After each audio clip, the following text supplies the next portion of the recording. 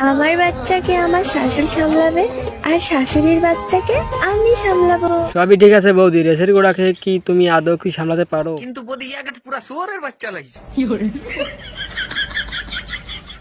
সম্পর্ক যত পুরাতন হবে সাইজটা তো বড় হবে। বৌদি, তোমাদেরকেও তো দেখে মনে হচ্ছে যে তোমাদের সম্পর্ক অনেক দিনের।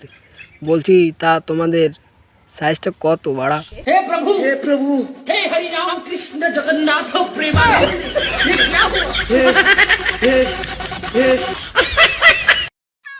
কোন কারণে যদি আপনার 4টে আঙ্গুল ঢুকে যায় তাহলে বুঝে নেবেন আপনার পকেটটা ছিঁড়ে ছিল।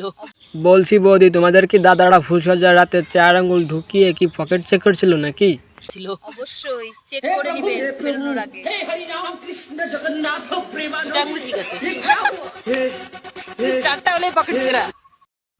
দেখো, প্রেম যদি করতে হয় বৌদিদের সাথে প্রেম করো, ঠিক আছে?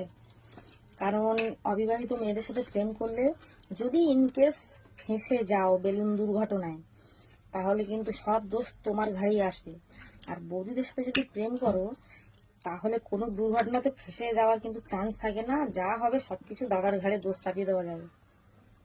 তুমি ঠিকই বলেছো বৌদি, আমি এই জন্য তোমার মতন একজন কাউকে খুঁজছি, যাতে মাঠটাও পরিষ্কার থাকে আর বেলুন দুর্ঘটনা যাতে ফেঁসে যেতে না হয়, যাতে পুরো দোষটা যে দাদার উপর পড়ে, বুঝলে বাড়া?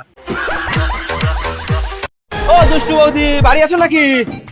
কি আছে? আরে বাড়ি গার্লফ্রেন্ড আছে, একটু সর্ষের তেল নেবো, দাও না একটু সর্ষের তেল। সর্ষের তেল? আরে তুমি ভেজলিন নিয়ে যাও, ভেজলিনে ভালো কাজ হয়। গার মেরেছে বাড়া। বৌদি তো দেখছি ভ্যাসলিনের উপর পুরো পিএইচডি করে রাখছে। তো বলছি বৌদি, দাদা কি তোমাকে ভ্যাসলিন দিয়ে লাগায়? আরে ভেজলিন দেবার কে মুড়ি মাখা খাই? মুড়ি মাখা খাবা? হ্যাঁ।